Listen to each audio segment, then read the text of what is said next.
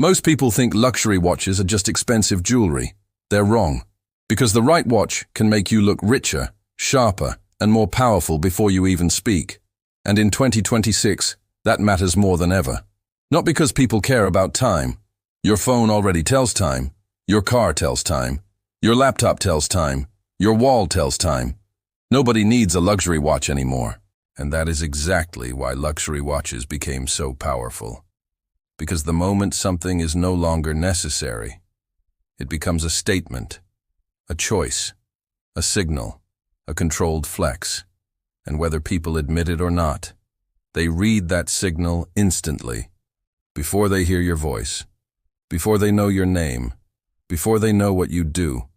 They notice your wrist, and in some rooms, that small detail changes everything. A watch can make you look disciplined. It can make you look established. It can make you look dangerous in a very quiet way.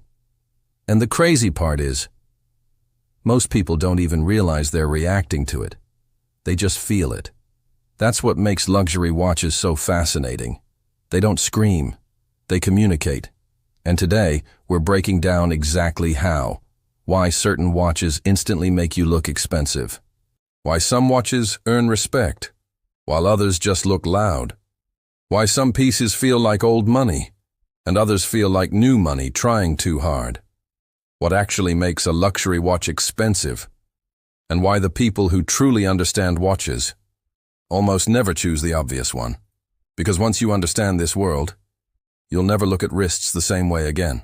You'll start seeing status and details most people completely miss: the finish of the case, the weight of the bracelet, the sweep of the seconds hand, the depth of the dial, the way the crystal catches light for half a second and somehow changes the entire mood. That's not random. That's design. That's psychology. That's power. And if you've ever wondered why some men walk into a room and instantly feel expensive without wearing anything loud, this is part of the answer. Let's start with the first category, the one that almost always wins in the long run: minimal luxury. Because if you really want to understand watches, you have to understand something most people get completely wrong. The most respected watches in the room are not always the flashiest ones. In fact, sometimes the strongest watch is the quietest one.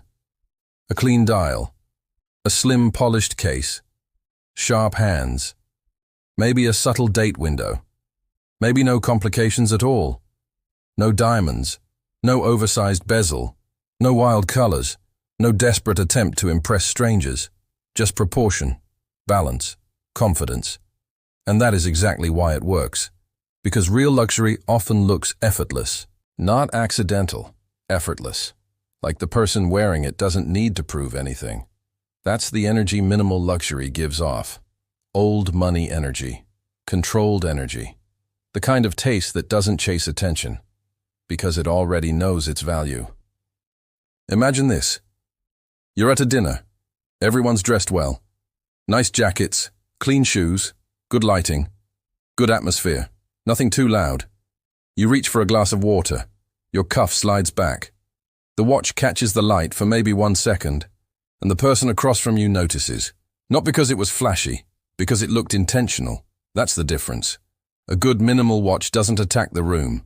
It earns curiosity, and curiosity is far more powerful than noise. This is where dress watches become dangerous. Slim case, refined dial, simple markers, maybe leather, maybe polished steel, maybe a beautifully brushed bracelet with almost no visual clutter. That style doesn't look like someone trying to look rich. It looks like someone who already is. And psychologically, that lands differently. Because humans are wired to trust restraint. Anybody can buy something loud. Anybody can chase attention. But restraint suggests control, taste, patience, maturity. And those are all traits people subconsciously associate with status. This is also why some of the most respected watches in the world look surprisingly simple at first glance. Because the real flex is often in the details. The brushing on the lugs, the bevel on the hands, the symmetry of the dial, the depth of the indices, the way the case sits flat under a shirt cuff. The way the proportions feel perfect even if you can't explain why. That's luxury, not random decoration, intentional design. And once you start noticing that, cheap watches become easier to spot instantly because they usually overcompensate.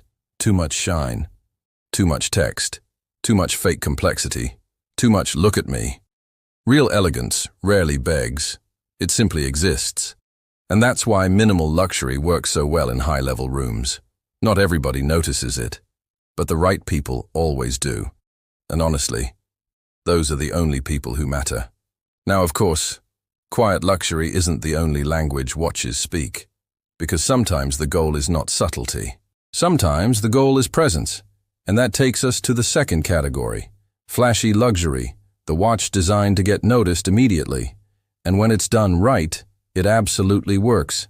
This is the polished metal, the bold case shape, the integrated bracelet, the reflective surfaces, the sharp bezel, the dial that lights up under every angle.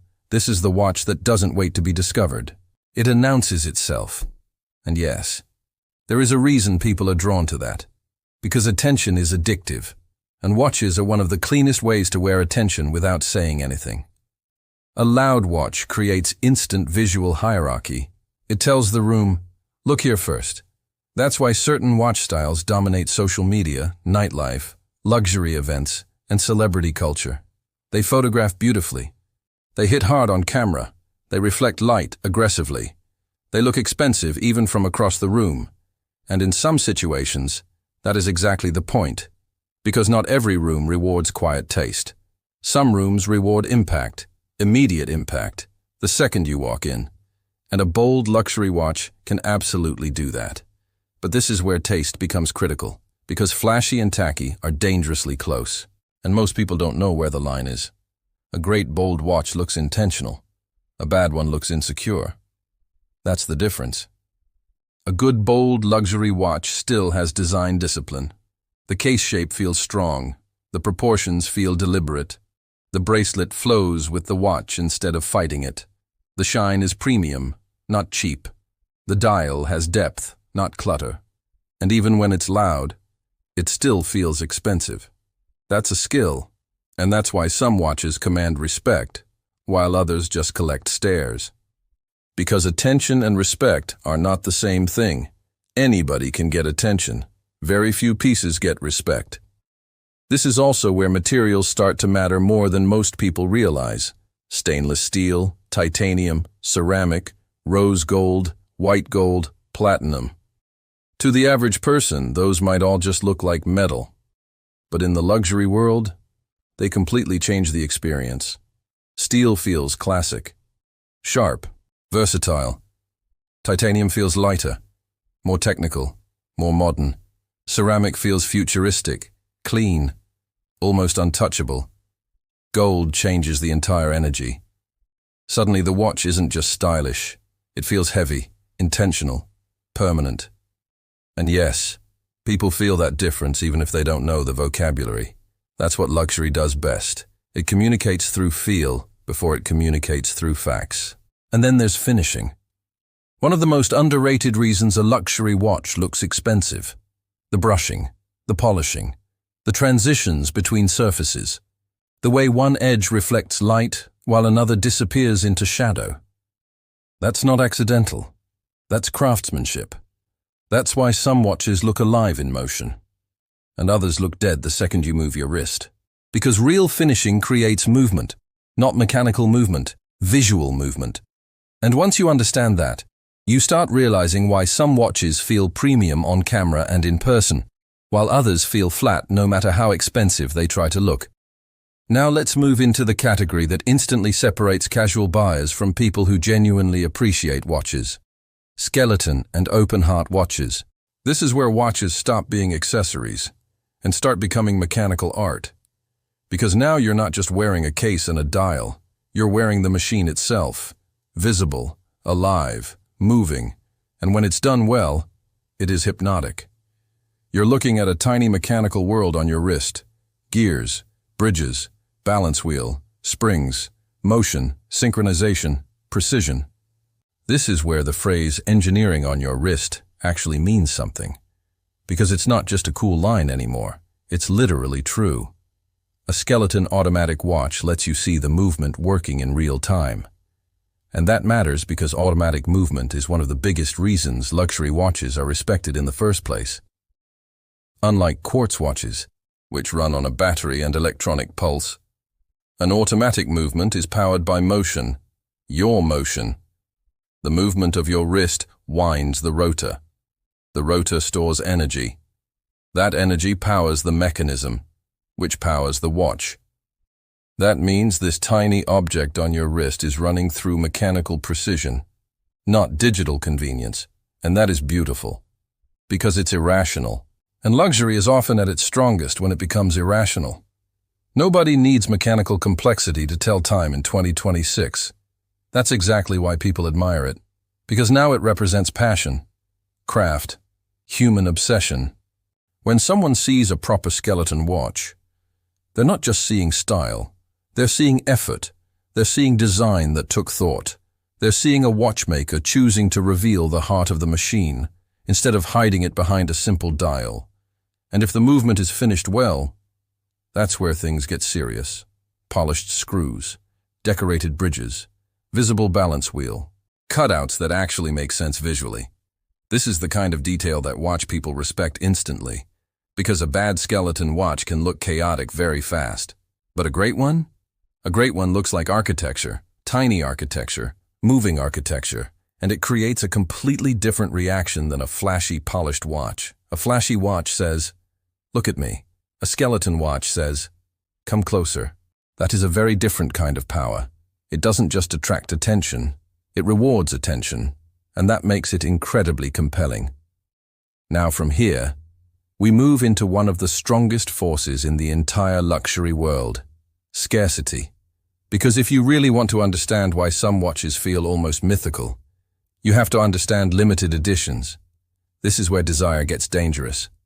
Because humans want what they can't easily have. That's not just marketing, that's psychology. The moment something becomes limited, it becomes emotionally louder, even before you touch it, even before you wear it, even before you understand it. The idea that only a few hundred people in the world can own something changes how the brain values it. Now it's not just a product, it's access, a private club, a signal that not everybody gets invited in. And luxury brands know this extremely well. That's why certain pieces are released in small production numbers, why some models disappear quickly, why serial numbers matter, why collectors obsess over references, years, dial variations, and tiny differences most people would never notice. Because rarity creates story, and story creates value. If a watch exists everywhere, it can still be beautiful. But if it exists almost nowhere, it becomes magnetic. And that's what limited watches do. They create emotional pressure. The feeling that if you don't get it now, you may never get it again. That is powerful, and in the luxury world, emotion drives buying more than logic ever will. Because nobody spends $10,000 on a watch just because it's practical. They spend it because it means something, because it feels like something, because owning it changes the way they see themselves. And yes, sometimes the right watch does exactly that. Now let's talk about the question almost everybody asks. Why are luxury watches so expensive? And honestly, this is where most people outside the watch world completely misunderstand everything. Because from a distance, a watch can just look like a watch. Metal, glass, hands, dial, done. But once you get close, you realize you are paying for layers, not one thing. Layers, craftsmanship, engineering, materials, design, history, scarcity, finishing, brand prestige, and sometimes resale strength too. Let's break that down. First, movement. A proper mechanical movement is not cheap to create, especially when it's beautifully built. Tiny components, tight tolerances, precise assembly, reliable performance, smooth operation. All of that costs money. And when you move into more advanced territory, chronographs, moon phases, GMTs, perpetual calendars, tourbillons, power reserve indicators. Now you're not just paying for timekeeping. You're paying for complications. And in watch language, complication simply means a function beyond basic time. More complexity, more parts, more engineering, more room for things to go wrong, which means more skill required to get them right. Then you have the case and crystal. A lot of cheaper watches use mineral glass. Luxury watches often use sapphire crystal. And sapphire crystal matters because it's dramatically more scratch-resistant. It stays cleaner, sharper, more premium-looking over time. That's a huge deal, because a luxury watch is not just supposed to impress on day one. It's supposed to age beautifully. That's part of the fantasy. Then comes the bracelet or strap. And this is another place where expensive watches quietly separate themselves from average ones. A good bracelet feels fluid, solid, balanced. No rattling, no cheap hollow feel. The links articulate smoothly. The clasp closes with confidence. The watch feels secure, like one complete object, not random parts attached together. That tactile difference is massive, and people feel it instantly the moment they pick up the watch. Then there's finishing. Again, because finishing is one of the biggest reasons a watch looks alive. Hand-polished surfaces, brushed transitions, case edges, dial textures, applied markers, beveled hands, tiny details that don't scream, but completely change the final impression. And then there's heritage. This one matters more than a lot of people want to admit. Because brand history changes perception.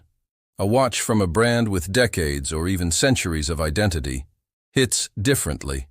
It carries weight, not physical weight, cultural weight, reputation, legacy, association.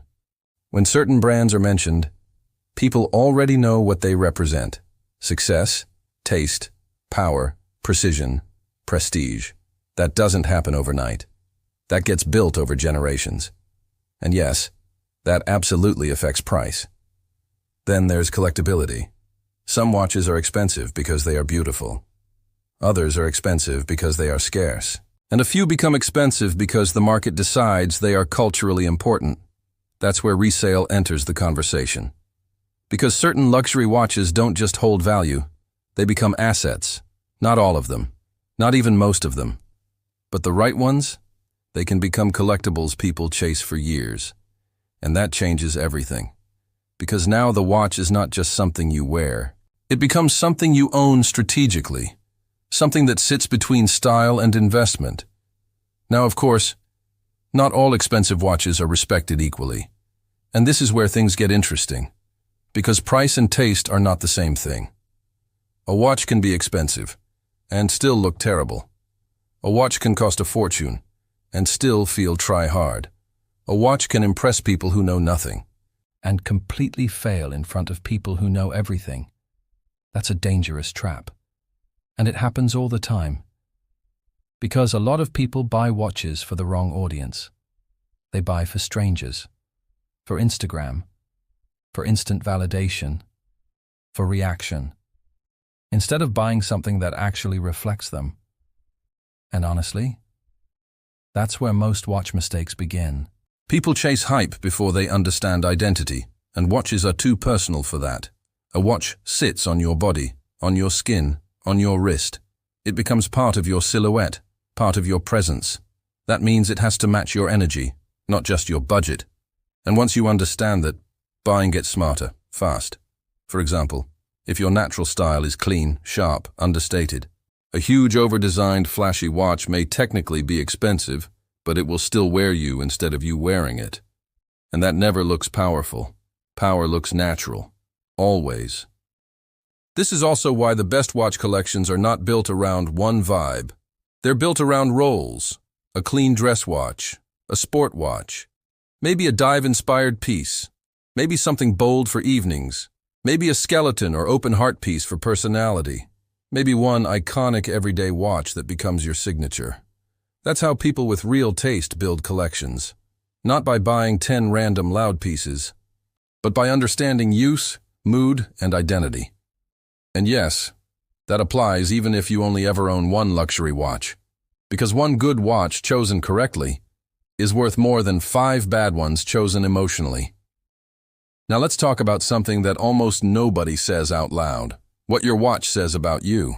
Because whether you like it or not, it does say something. A lot, actually. A slim, clean watch usually says discipline, restraint, structure, maybe old-school values. A bold, polished sports watch says confidence, presence, visibility. A skeleton watch says curiosity, mechanical appreciation, personality. A limited edition piece says you care about rarity. A vintage-inspired watch says you appreciate history. A heavy gold watch says you want to be felt, not just seen. And none of these are automatically right or wrong. That's not the point. The point is awareness. Because once you realize your watch is part of your language, you stop choosing randomly, and you start choosing intentionally. That changes your entire relationship with style. Now here's the deeper truth. Luxury watches are not really about time. They are about permanence. That's why they matter emotionally. A good watch feels stable in a world that changes too fast. Phones update, apps die, tech becomes obsolete, screens crack, interfaces change.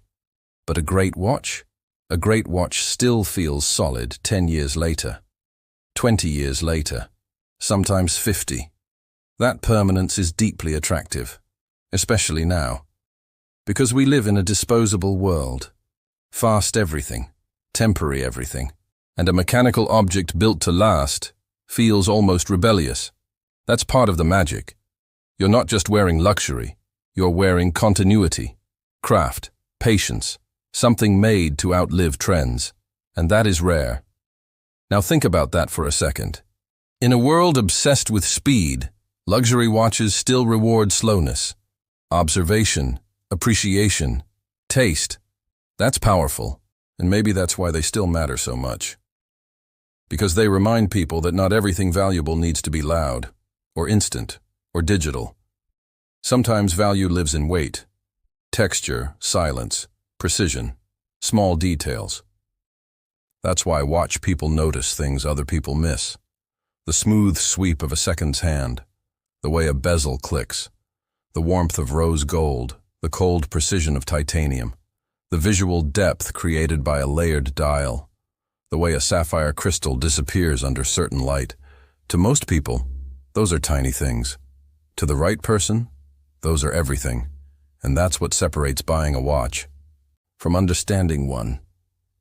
And once you understand that world, you start seeing why some watches feel unforgettable. Not because they are expensive, but because they are coherent. Everything about them makes sense.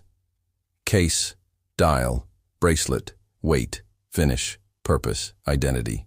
That is what real luxury feels like, not random excess, coherence.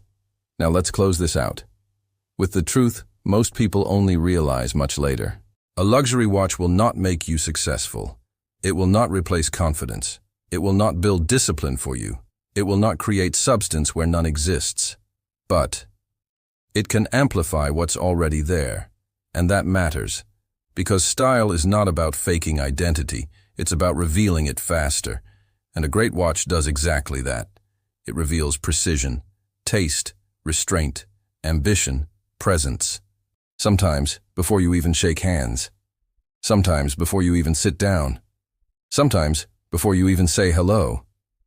That is not magic. That is human psychology. People judge fast, silently, constantly.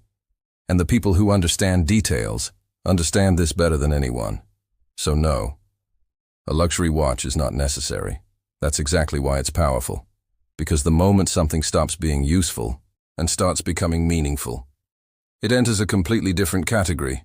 And the best watches live there, not as tools, as symbols of taste, of standards, of self-respect, of identity. And in a world where people often decide who you are before they ever listen, sometimes that small detail on your wrist changes everything.